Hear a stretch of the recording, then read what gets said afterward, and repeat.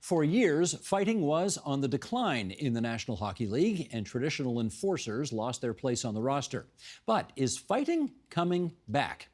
It certainly was in that Four Nations Canada-USA game in Montreal, where there were 3 Pierce 6 brawls barely a minute into the game. We've also seen our share of brutal headshots in the Stanley Cup Playoffs so far. Is the league succeeding at all in cutting down on those? Let's get into that with, in Calgary, Alberta, Ryan Pinder. He is co-host of Barn Burner podcast at Flames Nation.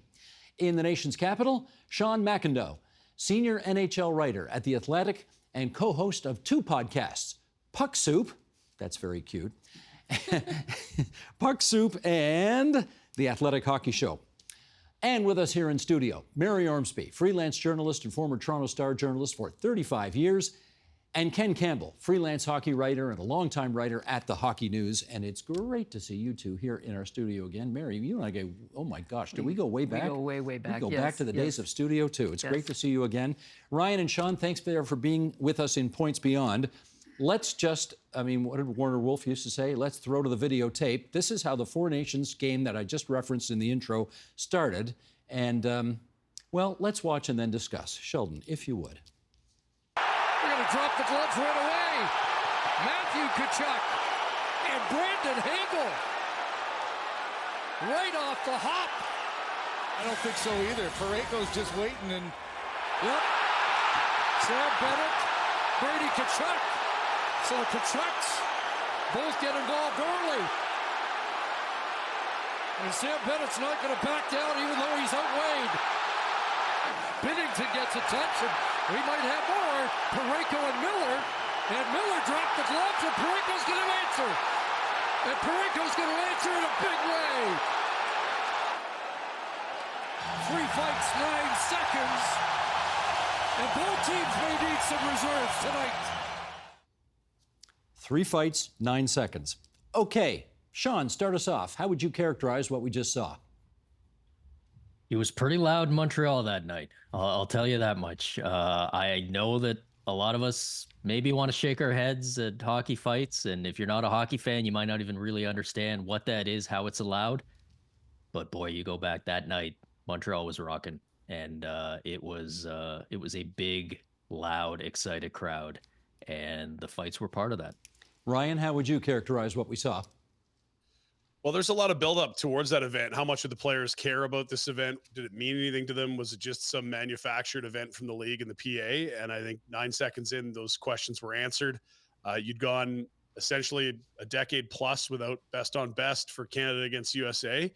And when the players got that emotionally invested, where they chose to shed mitts to, I guess, start setting the tone about how much each country wanted to win, I thought it was the most exciting start to a hockey game I could recall in my life. I'm sure there's been some equivalents, but it didn't feel forced so much as organic, as weird as that sounds, with 3 fights in 9 seconds. And I don't know that you'd find a sporting atmosphere as turbocharged as that one that night. And of course, you also just had the very new tariff stuff and the booing of the anthem going on. It was politically charged. It was a perfect storm for an incredibly invested 2 teams on ice that night. Mary, what did you see? I was astonished to see that, actually, because it was reminiscent of hockey in the 70s and 80s. And I thought, wow, is the whole game going to be like this? And to some degree, I was thinking that it was staged because this was a round-robin game. All those elements that have already been mentioned were there, the political climate and the booing of the anthems and Canada's a 51st state, all of that. But it just smacked to me that it was a stage sort of, let's see what we can do here in the round robin in a game that didn't really matter, obviously, till, at that point. So I'm hearing a hint of disagreement with Ryan, who said it was organic as opposed to staged. But, I mean, there was WhatsApp threads going on before the game where the Tkachuk brothers said, we're going to start something. Send in the message, yeah. Ken, what'd you see? Yeah, I couldn't agree with you more. I think it was anything but organic. I don't think it was spontaneous at all. It was completely staged, and we know that because the USA players were sending texts to one another saying, let's do this off the hop here. There was absolutely nothing organic about it. There was nothing emotional. What could have possibly happened in those 0 seconds before the puck was dropped that would have had these guys emotional? No, I thought it was garbage. I thought it was garbage. I thought it was a terrible look for the game. And then, as is often the case, they had the dancing bear show at the beginning of the game, and then people got down to actually playing the game and playing hockey, which happens often. Ryan, you want to come back at that? Yeah, I mean, look, the Americans could talk about it ahead of time. That doesn't mean that, the Canadians said, okay, guys, here we go. Now, remember, there's these 3 nights and 9 seconds. I mean, Ken, you're kind of suggesting the Canadians were expecting that. Is that fair? That's something that you can factually back up? No, it has nothing to do with the Canadians expecting it. It had nothing. I mean, if you're getting attacked on the ice, you're gonna respond. But there was nothing organic about it. There was nothing there was no spontaneity to it whatsoever. I mean, the Americans plotted to do this. The American players plotted to do this. They talked about it in a group text. They discussed it. They planned it. There was absolutely nothing organic about it at all. So the question then becomes... So, I mean, the Canadians didn't know it was coming, and they chose to respond whichever way they wanted, which was to decline fights or to accept them. So, that happens all the time. That happens all the time in the NHL. When a guy drops his gloves, you just skate away and decline. Yeah, that happens all the time, Ryan. We can look at the fight cards for Brandon Hagel and Colton Parayko and others. They're not regular scrappers. These were decisions that were unorthodox, to be sure. So I wasn't expecting Colton Parayko to fight. He's huge, but I believe he's fought less than 5 times in his career. Yeah, he's actually not a fighter, even though he's a very big guy. No. I guess the question is, though, Sean, was it good for the game? Well, I mean, that is the $1 million question, right? That clip that you just showed, those 3 fights in 9 seconds, were probably seen by more sports fans in North America than anything that the NHL has put out in years and years, including Stanley Cup finals, including All-Star games, whatever else you want to see. That moment on that Saturday night in Montreal became a cultural phenomenon in a way that we have not seen in hockey. Now, is all press good press? Is all publicity good publicity? Or did that send maybe a wrong message to some hockey fans or not even hockey fans, sports fans out there, or even people who aren't sports fans saying, oh, this is hockey, right? This is the caricature of what I think of hockey. It's guys with no teeth punching each other. I see that argument. That said, look, that was actual passion there. That there was. And look, it was absolutely linked in to the things that were happening politically. You can't separate the two in the booing of the anthems and what have you.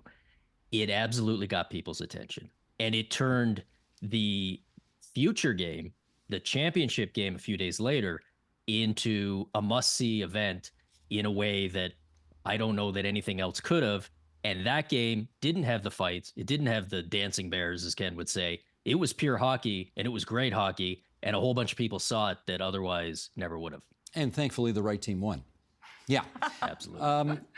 Mary, let me try this with you. We heard Ryan say it a moment ago, which was that was the greatest start to any hockey game he'd ever seen in his life. Mm-hmm. Kevin Bieksa, who's seen a few hockey games on the broadcast that night, said it was the greatest beginning of any hockey game he'd ever seen in his life. Mm-hmm. How about for you?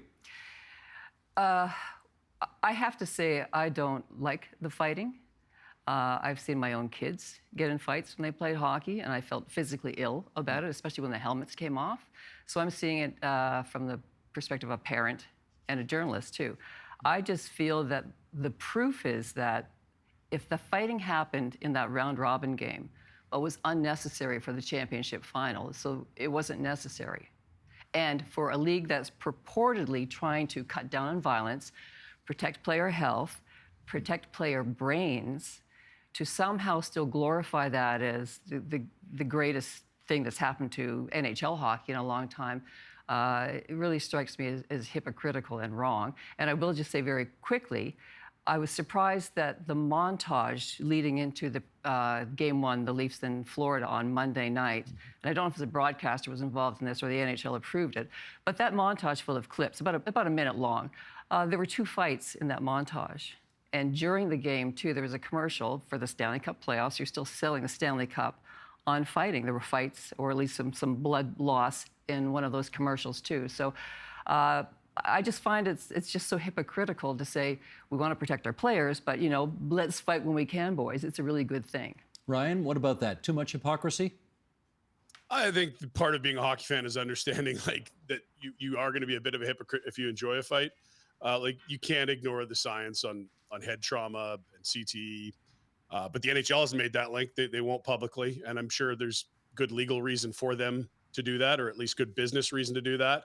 You probably owe a lot of people a lot of money if you acknowledge that and then continue to play the game the way you do. But it's a contact sport, and this game without contact is not as interesting. And this is the entertainment business, and you can slow people down, and you can take out the hitting, and you can say no fighting. Your product's not as interesting. It's not going to sell as much. It's just a fact. Like, Mary might not have liked the start of that hockey game, but the vast majority of people holding TV remotes were not picking them up after that. And that's the business that this league and the PA are in. And they were the, co-presenters of the tournament. The tournament went from, is this a laughingstock? I might not care, to immediately, people in places where hockey's not on TV saying, can we get that game on? And I don't really buy the notion that because it didn't happen in the championship game, the fights didn't matter. The fights set the tone for how invested the teams were. The fights weren't, here's how we win the championship. We understand you don't win a fight, you get a trophy in this sport. But it was the first time the two teams had sent their best to play each other since Sochi in 2014. So it was a level of like, hey, remember we don't like you, and remember the lengths we'll go to beat you. So, all those things combined, I just think you can't ignore what those fights did for the tournament, whether it's the bottom line, the ratings, the broadcasters, or just the common fans' interest, not even the sports fan. This transcended hockey fans. Ken, you can't help but, when you were watching that game in real time, you could not help but be just astonished at how the game started. And kind of, I'm sure there were a lot of people who were kind of turned on by the electricity in the building and how exciting it was.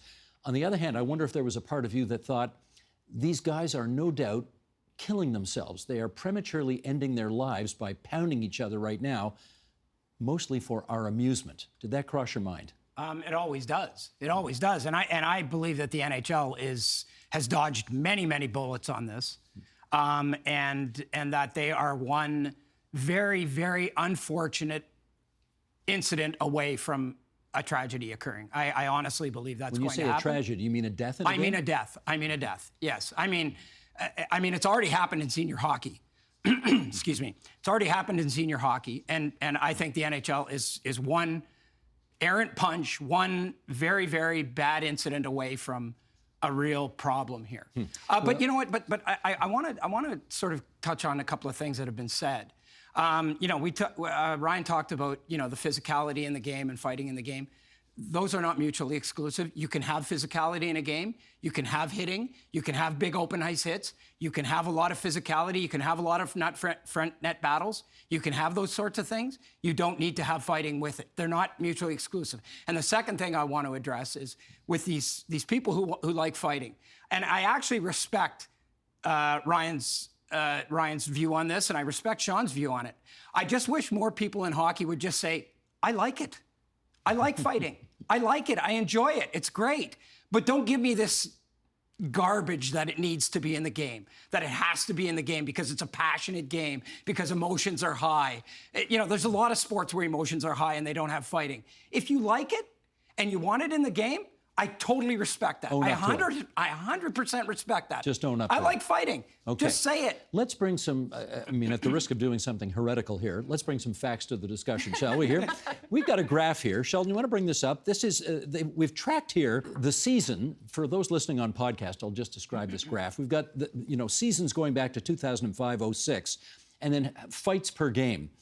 And it was less than a half a fight per game, I guess one fight every other game, essentially. And then as the years ticked on, by 2008-09, we're up to more than a fight every other game. And then for whatever reason, it starts to go down and down. And then we get to the COVID year where it's like 0.15 fights per game, almost nothing. But then it ticks up and up and up. Now, we're not where we were back in 2008, 2009, but we're higher than we were even just 5 years ago. So I guess, Sean, my question for you is, most of us here are old enough to remember the big bad Bruins of the 70s or the Broad Street Bullies of the 1970s. Do you miss that era of hockey? That is the tough question because, look, do I miss it? Today, we know too much. I can't go back and watch those 70s eras, or, I came online as a hockey fan in the 1980s, the old Norris division. Every Saturday night on Hockey Night in Canada, the Leafs would be playing the Red Wings. And if the game was 5-1 with 10 minutes left, it wasn't like today where you just turned it off and said, well, the game's over. That was when you sat a little closer to your TV and said, okay, what's Bob Probert going to do now? What's, Wendell Clark going to do? We know too much now. You go back and watch that, and you're seeing guys, maybe moments that you cheered for, that you remember, and you go, but we now know that guy had a lot of trouble later in life. That guy had a lot of health issues. That guy had a lawsuit against the league. I cannot go back and enjoy that. Now, if you could put the Men in Black little neuralizer in front of my face and take away what I know and take me back to those days where we didn't know it, maybe we should have, but where we didn't know it, we didn't think about it.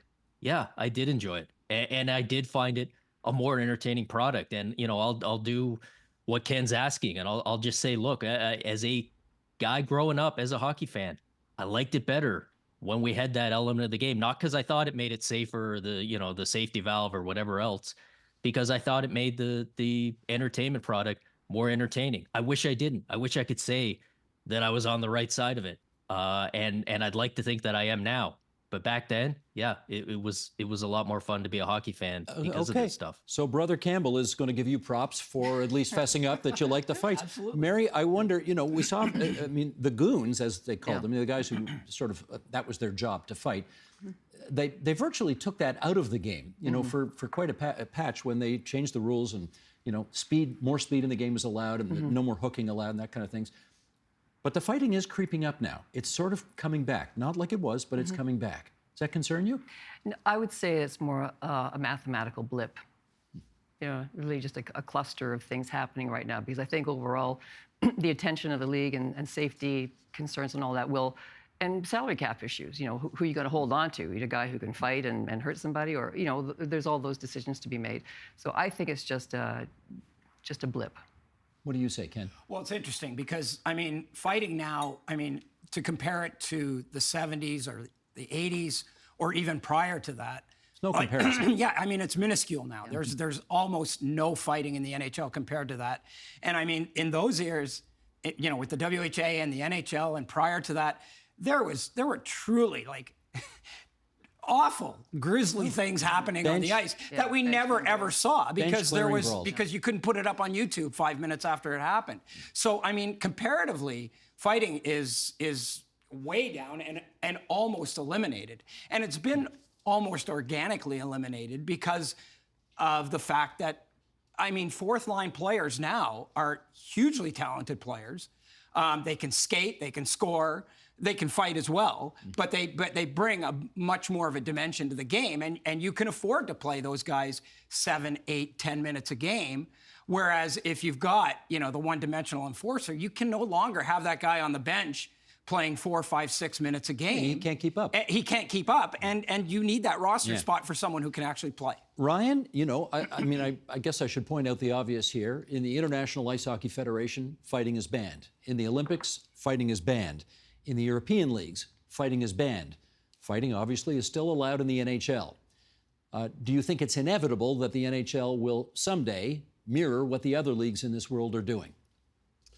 Not necessarily. And there's a few leagues in Europe you can fight. It's a huge draw in the UK, in the EIHL. And it sort of was a safe landing spot for a lot of guys that fought for many years in the NHL and could go get some education paid for them. Fans adored it, as you see everywhere.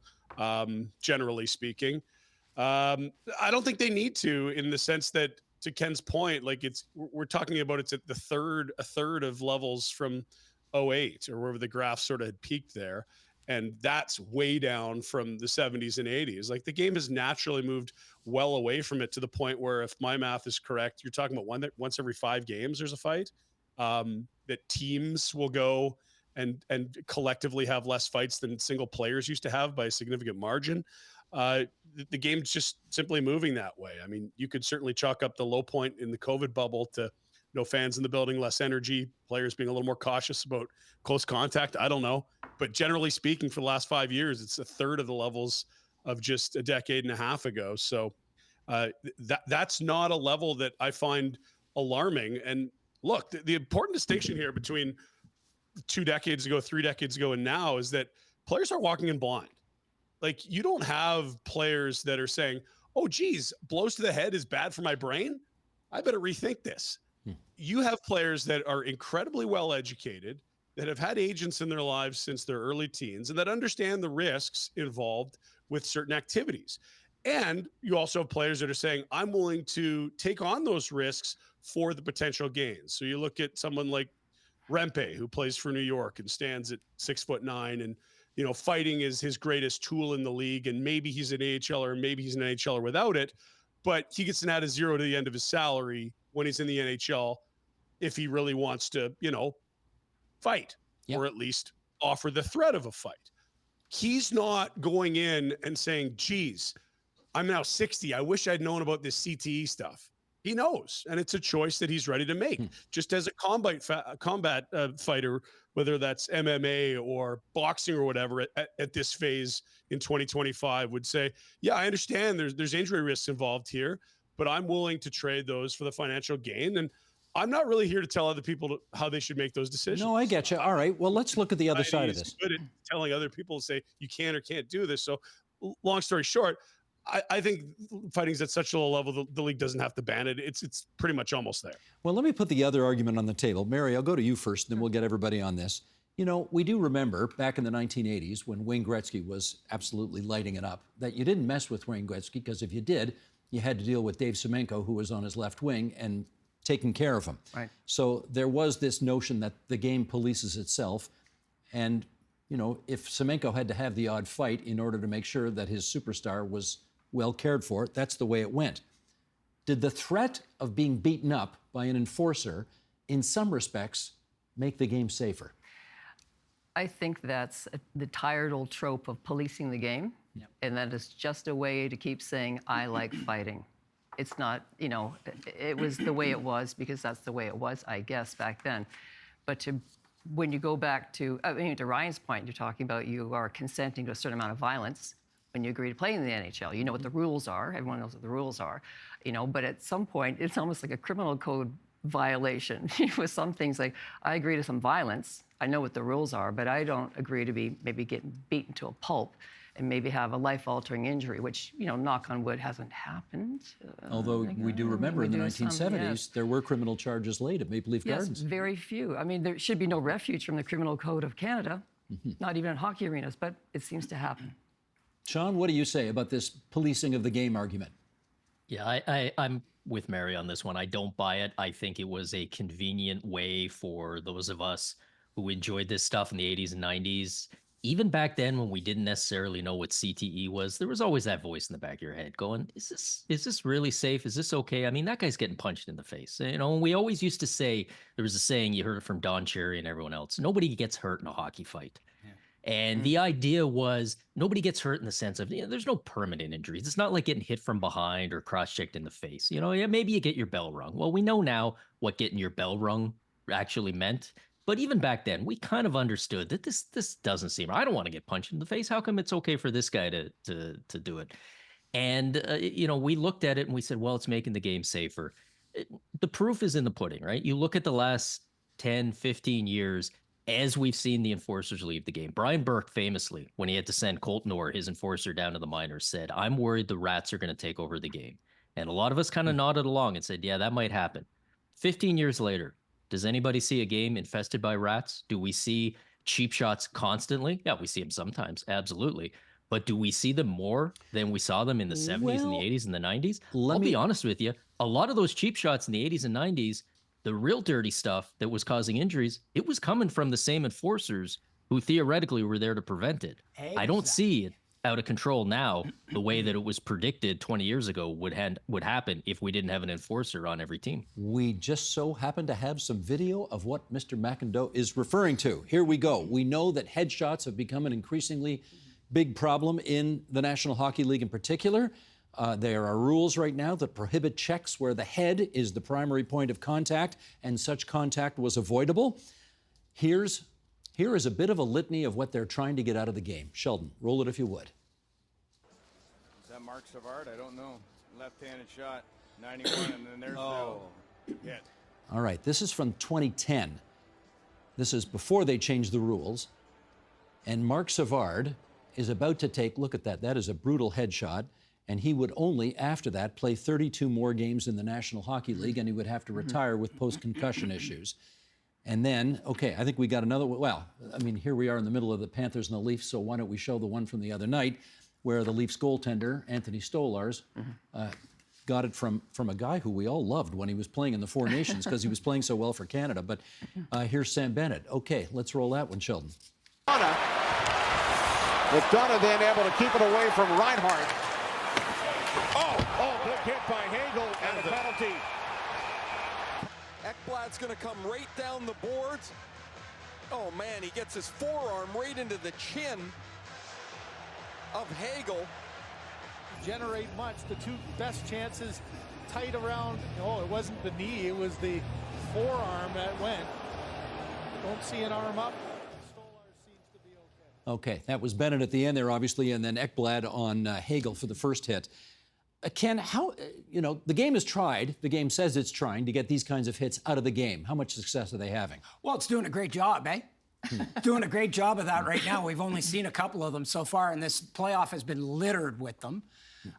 Yeah, I mean, they are trying. Yes, they are trying. And that first hit that you showed on Marc Savard was the genesis of Rule 48, which governs headshots. And yes, they are doing a better job of governing against headshots.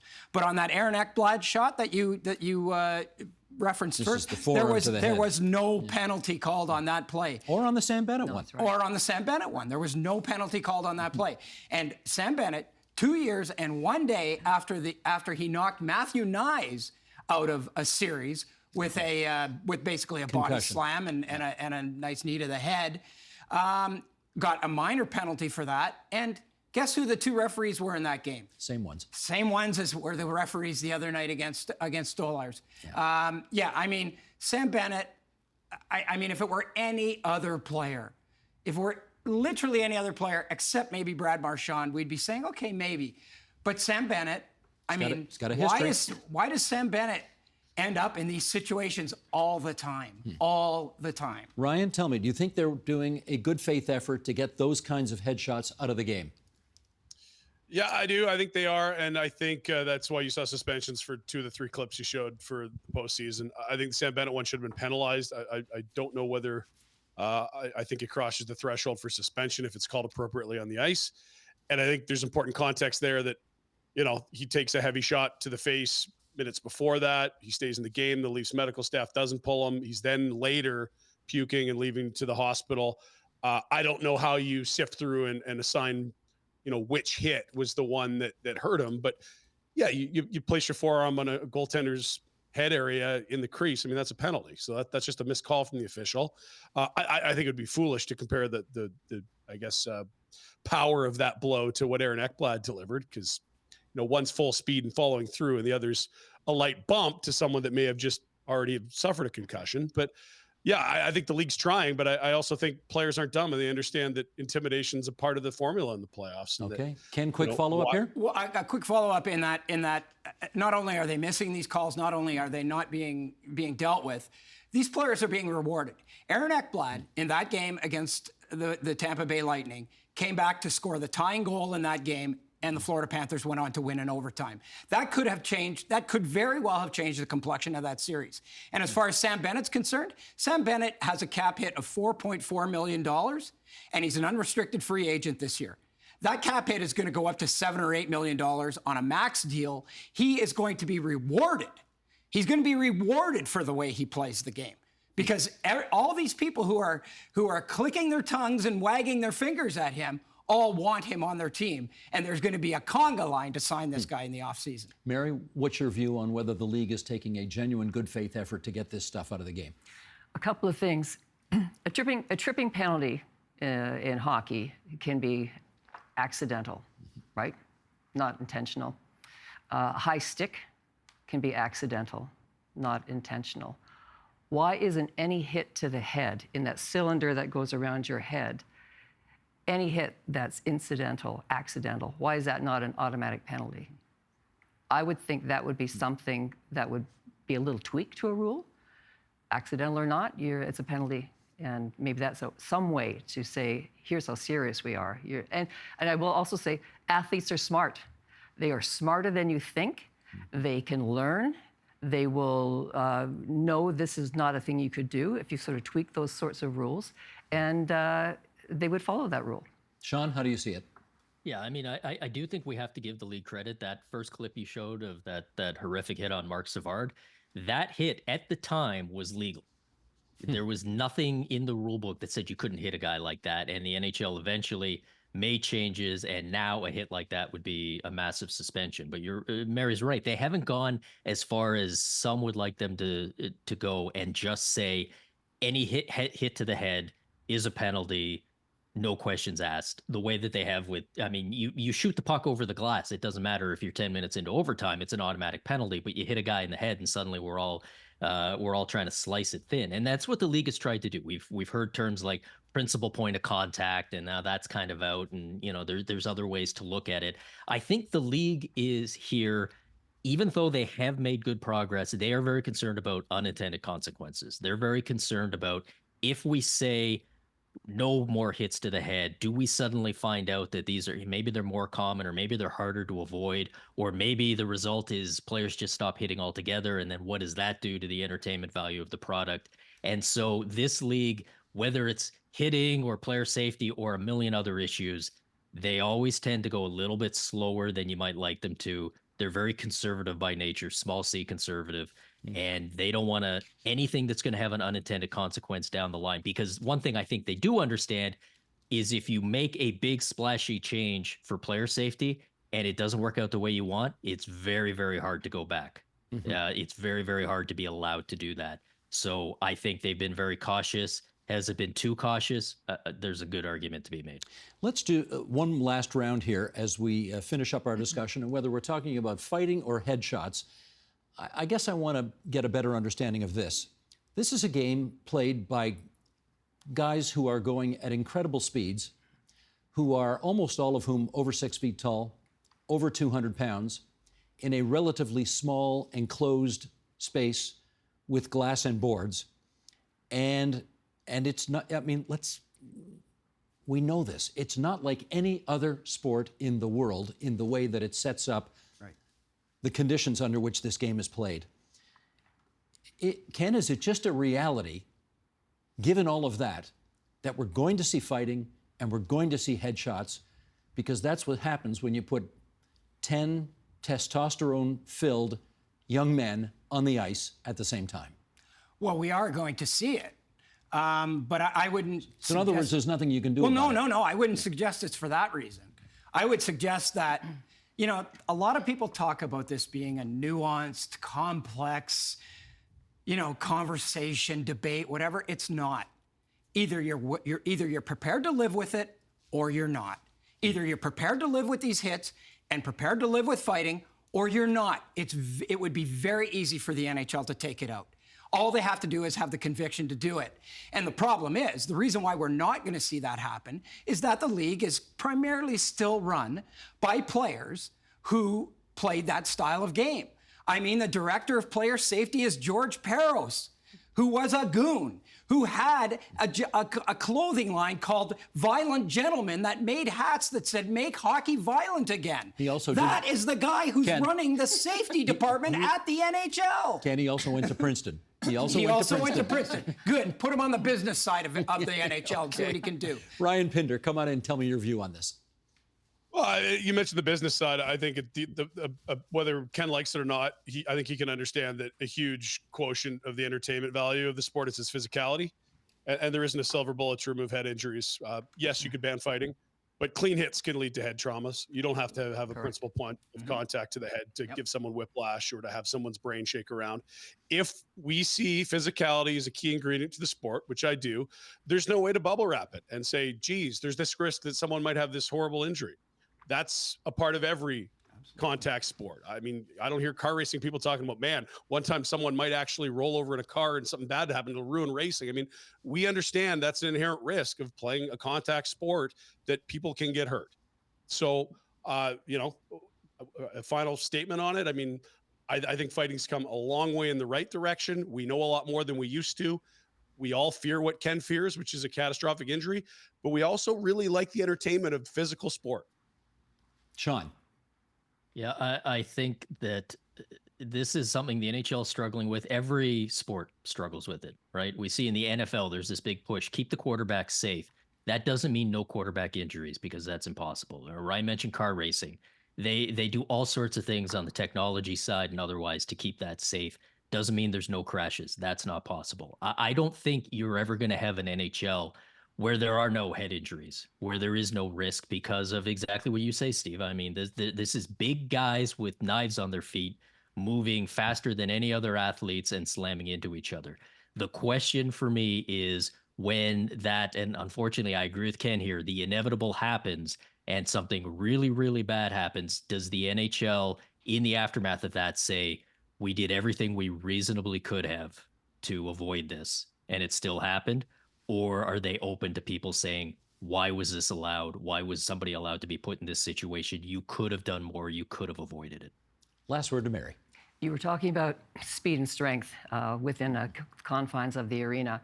The NFL and the NBA also had those discussions about our guys are getting bigger and stronger, and especially in the NBA, what do we do about it? So those two sports were tweaking rules, as Sean mentioned too, how do you keep the quarterback safe and other things. But if those massive money-generating sports can deal with it, and both of them, the NBA and the NFL, have zero tolerance for fighting. If you fight, you're ejected.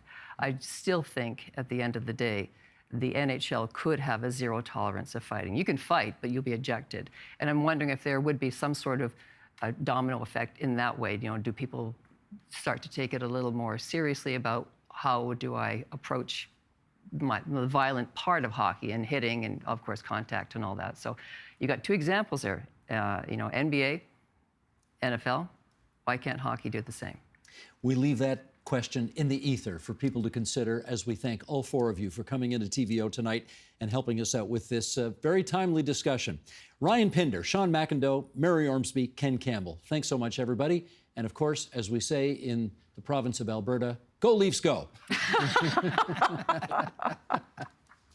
It's not the Oilers.